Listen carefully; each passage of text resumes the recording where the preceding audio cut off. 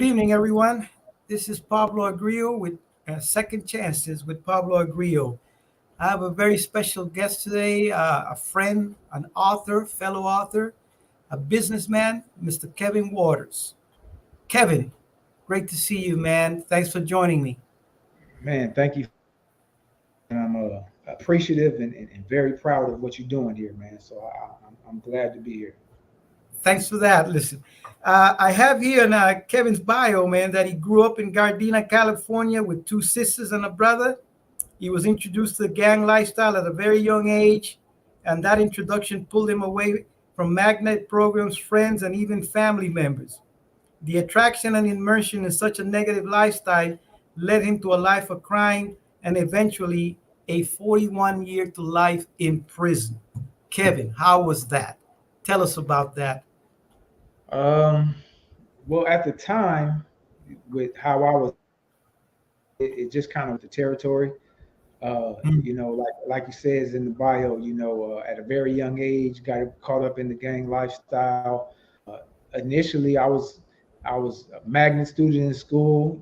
Still, even throughout, I was always good with education, but getting involved in the gang lifestyle, being pulled away from my base morals and values, it was it was par for the course to be going to juvenile hall or going to the county jail and eventually going to prison.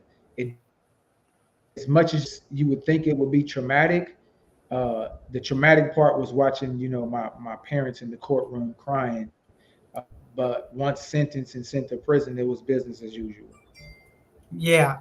So it's fair to say then that when you landed in the pen, those first few years, you were still living the style, the life, not really worried about the future. And, I would like to know how and when did you get to the point where you decided to put that life behind you and go in a different direction? How hard was that? Was there peer pressure?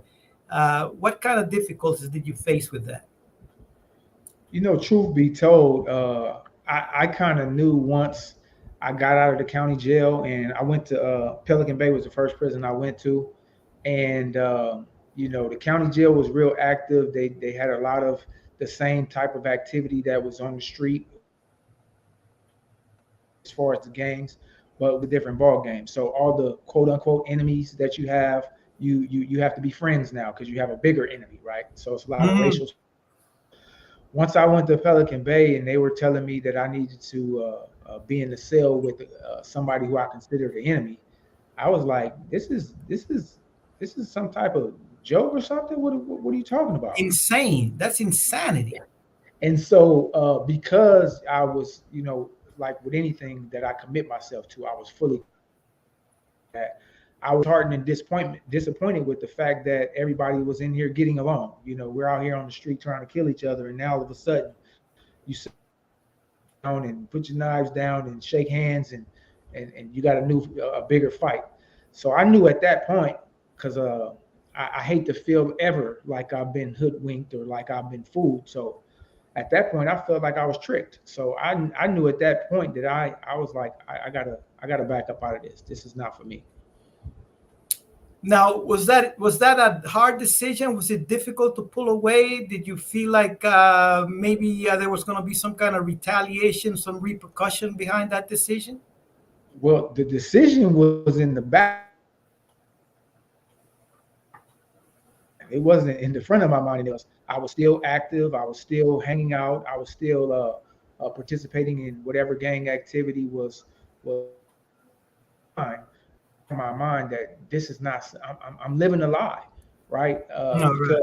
Because I'm doing all of this stuff on the street in terms of who my enemies are and all of this stuff, and now we're in here shaking hands, smiling at each other, and even going to war with each other against for each other against other people. I just felt like it was obvious that I would pull out of it, but 15 years to actually the necessary steps to say, you know what, I'm done with this. Now, let me touch a little bit on this subject matter too, because I experienced that a lot. Like when I went down and my life was turned upside down and I lost everything. uh, I went into some deep depression, man, and suicidal thoughts, and feeling hopeless, and all those kinds of things, which can lead to a different set of problems altogether because you kind of like stop caring. Now, did you feel any of that stuff, or did you battle any kind of emotional issues, any mental health issues that you had to deal with, and how did you deal with that, if at all? If it was there, which I'm sure it was, it wasn't prevalent. It wasn't at the forefront of my mind because my whole thing was survival, acceptance. You know, one of the big things is as far as a lot of people who get involved in the gang lifestyle, there's this drive for acceptance and recognition. So uh, the other stuff, you know, you kind of wake up every day, and if your your whole being and your whole existence is about making sure that people know that you're a part of this life and that you're accepted by that, you almost don't have time to be depressed. Right. Uh, so I'm sure there was some level of depressions that I was experiencing, but it was always masked because it was always activity. It was always something to do. Plus, I was into sports, as you well know, and so between making sure you survive and being active in sports and things like that, I really didn't have the time to go through those levels of depression until later. Like the end stages of me being incarcerated was really, really difficult because the realization that I was in prison and that as far as the system was concerned, I may never get out. That started to weigh heavily on me. Right, and then you went in at a young age, so most of your I would say the best years of your life, the better years you spend behind bars. So, that's it's good, it's remarkable that you did not experience that, and good for you. Now, when I met you, you were well on your way to being an upstanding citizen, and a guy that served as an inspiration and a role model to not only myself but to many of us. And so, education, I think it was a big part of that, and getting, making the decision to become a mentor, a role model, and to help others, navigate through the prison system and the old border parole hearing thing. When did you make that turn? How did that come about? What kind of things did you avail yourself of in order to embrace that role within the community? Yeah. So when you and I met, I was coming out of administrative segregation. I was in the hole for about a year, What? and that was because I was still involved in all kind of activity, but that was like the final straw because I Okay. had paperwork that a bunch of my quote unquote friends, homies, whatever you want to call them, had been talking to ISU and letting them know what I was doing on the yard. So once I sat back there for 12 months looking at this paperwork and all this, and I'm like, these are the people who I'm pledging allegiance to. Yeah. I'm really done with this. So by the time I met you, I was in the stages of where do I go? Because you have to keep in mind I had been wearing this mask for shoot since I was 11 or 12 years old. So if I'm not this person, who am I? Right. Kevin really only existed as a child. He didn't. I never. Nobody ever called me. Matter of fact, when you met me, I might have barely been transitioning into my real name. I probably was still going by my old handle. Right. So I was trying to figure out who I was because being connected to a gang lifestyle, they don't want to admit it. It protects you. You know, if Right. you go somewhere and say I'm such and such from so and so, you have an allegiance of people behind you that you can stand on to make sure that you're somewhat protected. But as I was making that transition, I enrolled in college. I ended up getting my AA degree, and I involved myself in programs. At the time, I believe I was a peer educator when we Right. met, and so I was going around the prison and teaching people about HIV and hepatitis and things like that. So to have people address me as Kevin and somebody who's teaching them, it kind of put the onus on me to stay true to that. Right. And that's the man that I met. That's who I remember. So what you shared with us previously, that's all news to me. But you did a fantastic job, if I must say so. And you came into my life at a time when I really needed a role model, and I thank you for that. So I believe that you came out before I did, because I remember when I came out, we hooked up at Chrysalis and what have you. So um, how was it with the whole seeking parole and all of that stuff? Was it difficult for you? Did you get a chance right away? Did you have to struggle with that? And how was it coming out, man? How did you feel once you got back in the streets? And what kind of attitude did you bring? So for me, which was a blessing and a curse, I had 41 year to life sentence. So I didn't go to my first board hearing till 24 years into my sentence. Oh, wow. So a lot of people who had sentences, life sentences, they started going to the board in 17 years and 15 years. And had I gone like they did, I would have been still in denial, still lying about my life and stuff like that. And that's what hurt a lot of people trying to get out, because they had to clean up what they initially started when they first started Right. going to the board. So by the time I went to the board on my 24th year, I had already gotten my degree. I had already become a certified alcohol and drug counselor. I had started programs, wrote curriculums, wrote a book. So I went in there already prepared Mm. for release, and they saw that. I got a suitability grant on my first hearing, which was unheard of for a person with Amazing. substance Yeah, disorder. it's In amazing. 2015, I got that. And so from there, getting that date, and I'm a God fearing man. So I went into the boardroom knowing that I was going to get a date. I actually almost had to fire my attorney because he told me we were going in there to try to get a 3 year denial. That would be great, right? and and so I told him, I said, look, I hired you to even to make it where when I go in there, because he was a high powered attorney. I said, when uh, I go in there, I just want an even playing field. I'll handle the rest. I can talk about my life, I can talk about my insight. And I went in there and did that. And my hearing was probably one of the shortest hearings back in those days. And the hearing was actually an hour and I think 36 minutes.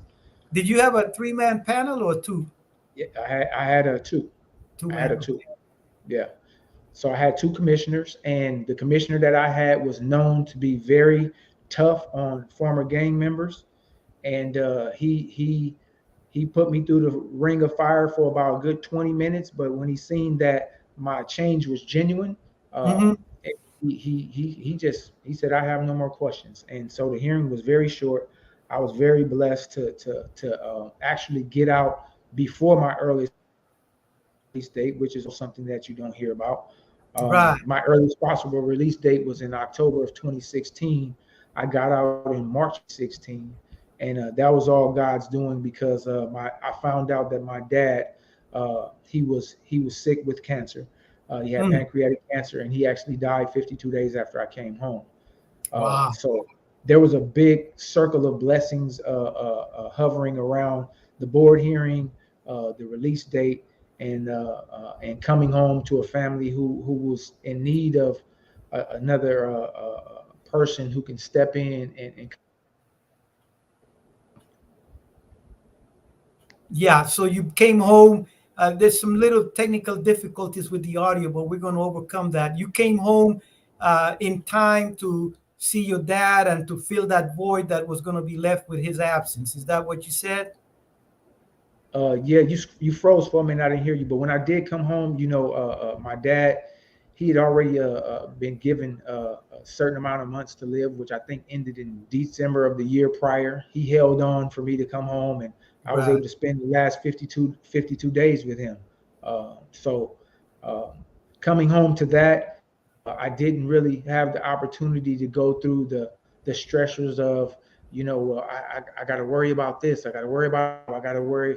It was focus on dad, see what we can do to make him comfortable, and we was holding out hope that he could overcome it, but in the end he wasn't able to, and I definitely was put in a position to step into his shoes, big shoes, not trying to fill them, but just trying to fill a little bit of that void for the family. Yeah. So you apparently then followed a different path that most of us followed then, because I paroled to go to a transition home. So, but you paroled to go to your family. Is that correct? No, I paroled to a transitional. Oh, The you went first to a transition home also? Yes, I went to a transitional home, and that particular transition home had a blackout period. They wouldn't let me go see my family. They wouldn't let my family come see me. And again, another blessing, Sister Mary from along with my parole agent got me out of there, got me to another location, which was the Martin home, and I was able to go and visit my dad every day. So I was there with him every day for I think it was 49 days because the first 3 days I couldn't. The transitional house that I was at wouldn't let me go. Well, so that was the beginning, man. But you were out now. You were a free man. You had turned your life around. You had God in your life, and now you begin the road to recovery. And so, how did you go from living in a transitional home, just newly released, to becoming now the man that is running transition homes and helping others make that transition? Was that something that you plan on doing while you were still in, or is something that you kind of just grew into after you saw the need that people like us have once they get released from prison? The audio cut out for a minute, but to answer the part of the question that I did hear, um, I did. I became a certified alcohol and drug counselor. So when I already had ideas to come home and to be in the reentry field somehow, Right. and so, but when I had that experience of them giving me this blackout period and not, giving me an individualized case plan, which would have been to be with my family in this time of need, I said, I want to start a transitional home, and I want to make sure that nobody has to experience that level of uh, what unconcern. Difficulty. I don't. I Yeah. don't. I don't. It's not even the difficulty that I experienced, but it was the lack of concern that they Right. had for the Care. situation. Care. Yeah. And so I wanted to make sure that I started we're looking at everybody individually, and we're operating from a position of care and concern and doing no harm, as well as putting the level of but not overburden the people who just come home and probably was doing 10, 15, 20 groups for the last year. So you continue. You have these two homes. I'm gonna assume that they're a success. It probably wasn't easy for you to get started with this, but you're continuing. You do programs for them. You do some mentorship. You're making sure that everybody stays on the right track, and once they release from your care, that they're able to walk on their own and stay on the right path. Is that correct? Yeah, so at our transitional house, what we found is that there were three, like, there was a lack of emotional intelligence, there was a lack of ability to resolve conflicts, and there was a lack of ability to manage finances. So the class have that everybody who comes to solution in financial literacy, that's our staple. We do also have mentorship programs, and we just started a youth program. So thing with that we did with the adults: emotional intelligence, conflict resolution, and financial literacy. This is a common thread that isn't taught in schools, and we're making sure that we bring it to all the populations that we serve. And we also have a resource center where we give all these classes as well. So we have two homes, one in Los Angeles, one in Compton. We house up to 35 men, and we also have a resource center where we are able to do all of our classes and our trainings, and it's in Inglewood. Now, are you connected with the system? Is the system sending people to you directly, or you have to go out and recruit people that are coming in Am I connected to what? to the system? Like, you got parole officers or agents working with you. Is the board of parole hearings? Do they know about your business? Do they recommend people to come to your place? How is that going? So we do work with paroles, and we get phone calls all the time from the board of parole hearings. But that's usually people who already got a letter from us and have gone before the board. Uh, Uh-huh. Really big word of mouth from organizations out here who we've networked with, as well as you know probably as well as I do that once learn of something that's going good in prison, it spread like wildfire. From Right. people just knowing about Dream Live Hope at CMC, I get phone calls from everywhere, from Ironwood, from CMC, as well as Soledad. I mean, it's just everywhere now, and we haven't actually personally advertised, but people, you know how it is. You get information in there when you transfer, you take it to the next prison you go to, and it continues on and on like that. So we don't have to advertise anything. We have people calling us virtually every day trying to get a bed at our facility. Nice. Now, I wanted to ask you about this. I don't know if you've done it or not, but have you gone back into the system to speak to men now that you're a free man, a businessman, an entrepreneur, an author, or have you not had an opportunity to do that? Is that something that you considered, or there's no time right now in your present endeavors to do that kind of thing? And I have the opportunity to go back inside. I have not gone back in there yet, but we have partnering organizations that we have that are in a resource center, and they go in there and they bring different type of information to the population. One of the organizations that we're partnered with, Creative Acts, they go into the prisons and they teach people what it's going to be like coming home through virtual reality.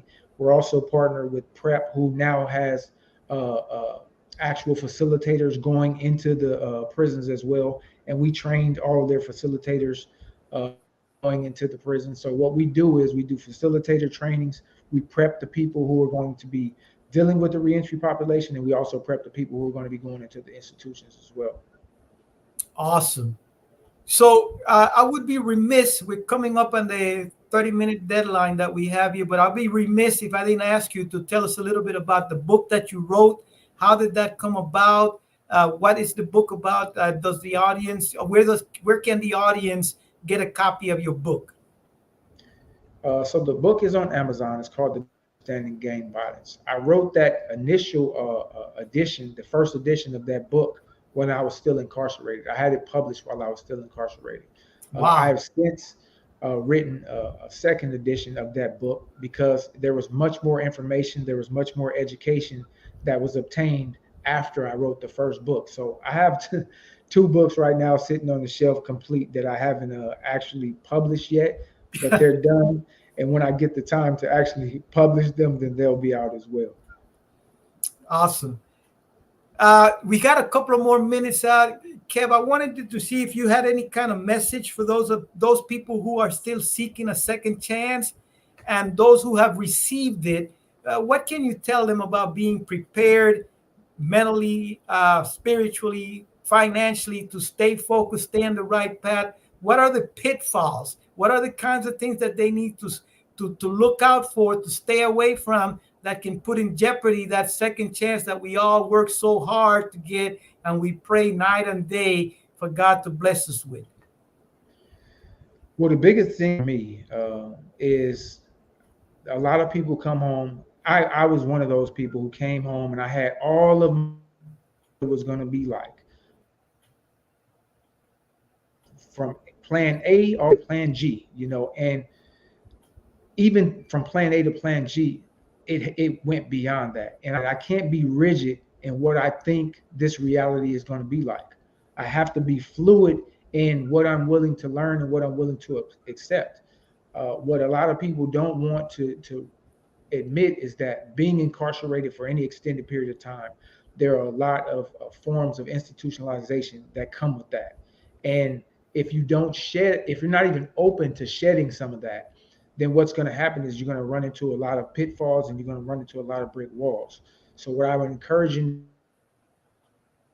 to do is to stay, be willing to change those different mentalities and belief systems that you've adopted while you were included. They may have protected you at the time, but they actually are detrimental to you out here, and that's why emotional intelligence is so big. There's a level of emotion that we can't tap into when we're incarcerated, and when you get out here and you start involving yourself in relationships, a lot of people don't have that ability to have that emotional IQ and navigate those relationships. And as you well know, in upwards of 85% of the people who go back to prison is for domestic violence. And that's because the emotional intelligence isn't there. Yeah, and I'm glad you touched on that. I've been following the news lately, and I see a lot of sports stars, sports figures that fall victim to that. And I got to tell you, Kevin, I'm so heartbroken by that, and I have this desire to be able to reach out to them and or to somebody and see how we can connect and get talk about these things because for the life of me, I can't understand why in this day and age we continue to have problems with that and when there's men like you like myself with that we have the tools, man, we have what it would take to give some guidance, some mentorship, but it's so hard to connect with that. But some good advice. So you have also, you said you have an LLC. Is that the same thing as the nonprofit that you're working, or is that different? So the LLC for our Dream Live Hope, one is Dream Live Hope Foundation, the other is Dream Live Hope LLC. The LLC just manages the housing program. But I just want to real briefly on something that you said.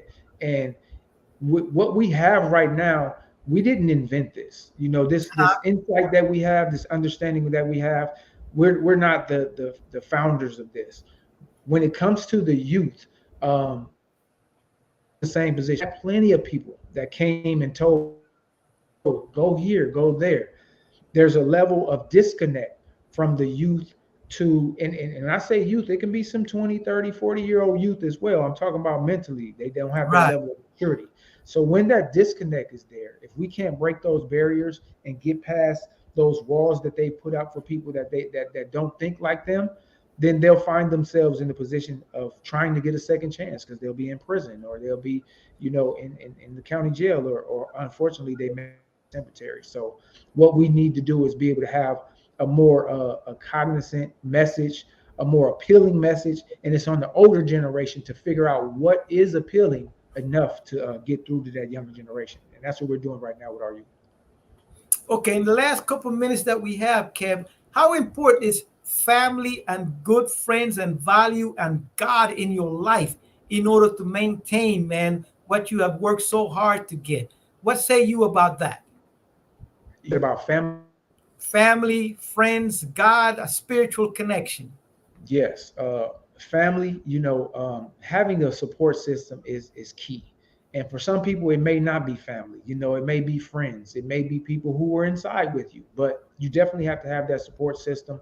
And for me, I was able to come home, get a beautiful wife, loving kids, and it put me in a position to learn. Because again, I didn't have the emotional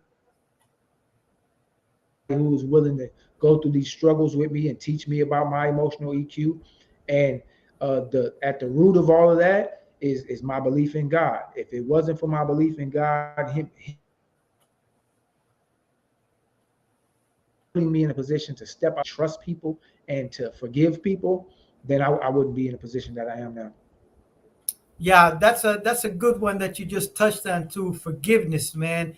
We men that have been through this thing here, there's so much forgiveness that we have to do for forgiving others for what they've done to us, and also self forgiveness to make sure that we don't beat ourselves up too much regarding our past experience and some of the things that we did. I'm sure that, like you, like myself, you have a lot of things that you regret that you probably wish that you could take back, but unfortunately, life being what it is, we can't. So, one last thought there, Kevin. What do you say about that? About self forgiveness, about leaving the past behind, and then focusing on the present and on the future? Well, the key really is really not even the past or the present. I mean, it's really the present. It's being in this moment, being able to see what this moment has for you, and being able to take the changes that you need to take and make the changes you need to make to take advantage of these moments. All right, friends, this has been Second Chances with Pablo Agrio. My thank you to my special guest and friend, Kevin Waters, man. This is amazing. I mean, we learn a lot, man. I hope the audience enjoyed this.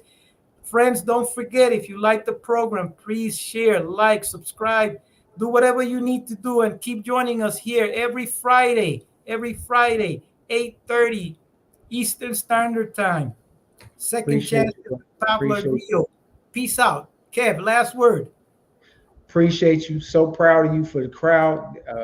I've watched this young man grow. I've watched him do so much, and I'm watching you travel all over the country. Uh, I'm definitely proud of you. And for everybody out there, just make sure that you keep giving back. Keep giving back. It's Amen. very important. Amen. Peace out, brother. Love All you. right.